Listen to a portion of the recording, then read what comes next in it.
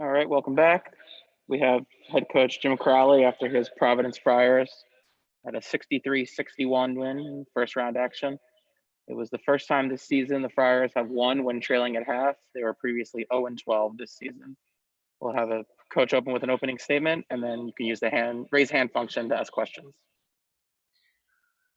Yeah, just really proud of our group's tenacity and fight. We had a rough second quarter with some foul situations as well as missed some good looks. And then, Butler bumped it back up to start third quarter, but I thought our kids, their voices were really strong. We got really disciplined defensively in the second half and didn't give up many easy scores. And then, both Kira and Mary had some fresh legs in the second half, and I thought that helped. And Alyssa was really solid throughout the game, and really proud of our bench production. Before she got hurt, Grace was doing a great job. Coop gave us incredible minutes. Lauren Sampson really helped calm us, when she made the shot to tie it, and then another shot when we were struggling a little bit. So just a really good overall team effort, that we needed against a really, really hot Butler team. First question will come from John Fanta and Mel Greenberg. Yeah. Hi, Jim. Mel Greenberg. Hey, Mel. How you doing? Good. What sometimes karma starts happening out of nowhere when you least see it coming. And you're going to play Marquette tomorrow. Certainly a tough opponent, but not necessarily a daunting opponent. Where you won the game, it would be a major shock. It'd be a nice win. How much does that help confidence as opposed to other situations you've had in the past in the tournament? Yeah, I think Marquette's a pretty daunting opponent. They're really good and playing really well. I know we got to think about them right away, but I just think our group is willing to fight a lot harder than they have in the past. I've been really proud of that this year, in a year that has been, as we all know, very different, very crazy, very challenging. They've stayed together and they just keep fighting. We had a heartbreaker last week in a similar situation against Nova. And this time at the timeouts, our kids were, hey, we're getting the stop. We're getting the stop. So,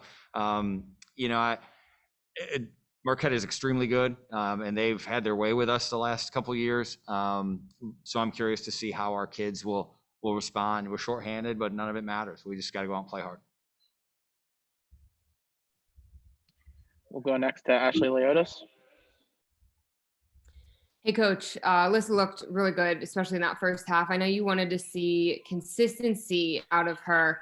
Did you see enough of that out of her tonight? And what would you like to see moving forward into tomorrow with Marquette? Yeah, it's going to be a great challenge for her with Marquette. With their bigs, they really have done a great job against her. Alyssa did a really good job today of not settling for just living on the perimeter. She did a good job out there. She got to the offensive boards as well as we've seen her do all year. Made a great play off the bounce late where she made a play on a step back and then got the ball into Mary to get fouled for the last free throw that put us up 2. So that's what we know Alyssa has. And as the year has gone on, she's continued to do it more often. So now the challenge is she played really well last year in the first round of the Big East tournament. And then, the second game didn't go well for anybody. So really looking forward to seeing how she's grown in that. And again, Marquette has been a challenge for her. So excited to see her competitiveness come out for that one. We'll go next to Ian Steele. Thanks a lot. Hey, Jim, congrats on the win. You mentioned, a lot of upperclassmen in your opening statement, and I'm wondering, what does it mean to you to have them kind of step up when the going gets tough in a moment like this? Yeah, and we talked about it at halftime. We knew we needed more from folks. We had gotten good shots and didn't finish them. We had foul situations. We need more. They have the experience, they have the talent, and they really locked into that. We were able to get Mary some scores early in the third quarter. Kira hit big threes and got to the foul line. Chanel made really big plays as the game went on. And then Mary just kind of took over at the end, and her teammates were able to get her the ball, and they had done a great job of taking her away, and really focusing their defense on taking her away. So the growth for her to stay with that and not get frustrated and to continue to work to get those shots, and her teammates confidence to keep getting it to her, I think shows a lot of our maturity, and it is something that I've been very proud of all year for all the, and everybody's had difficulties. I'm not saying that we have it anymore, but our kids have grown from that, and they've used it to get stronger and more together, which I am really proud of.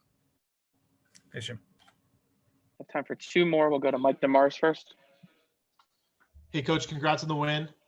Mike, we miss you here. Although, it's good to see you, man. Great to see you, Coach. This is 3 consecutive years you've won a game in the Big East tournament. I know that's not the end goal, but what does that mean for your program?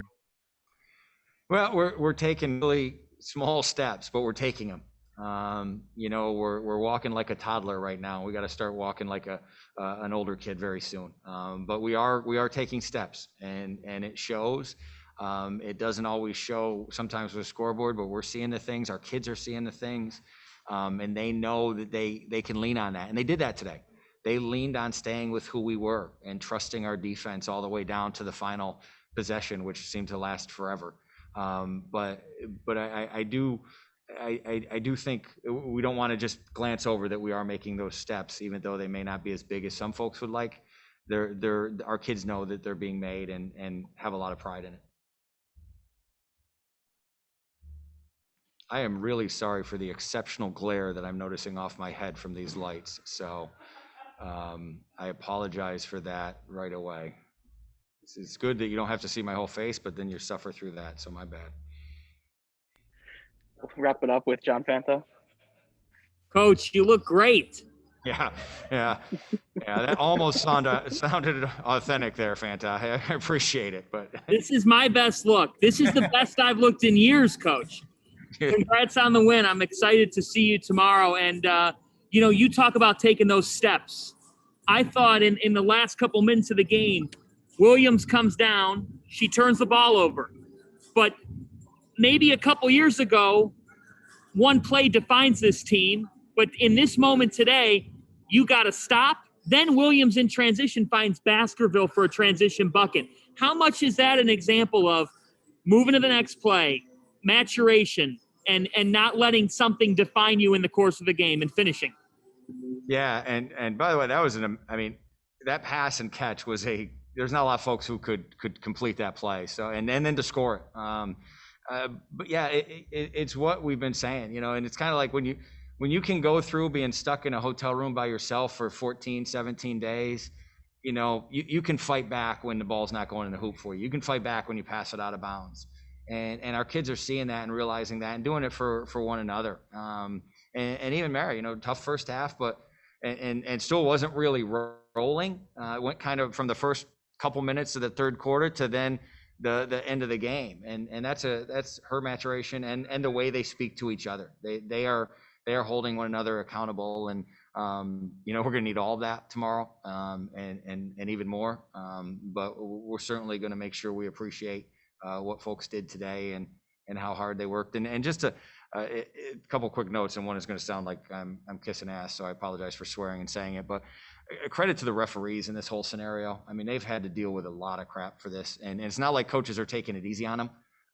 We're still going crazy. They maybe can't hear us as well because of the masks, but really a credit to them. And then thank you to the Big East, Mohegan Sun, and the state of Connecticut for letting fans come in. I can't tell you what that meant to my players, and I'm sure I could speak for every coach with that, to go through this year and at the end be able to have your parents and family and friends there. Just a really special opportunity. So I'm really appreciative and thankful of that. Well said, Coach. Thank you. Congrats on the win. The Friars are back in action at 6 p.m. Eastern tomorrow against Marquette. Thank you all. See you tomorrow.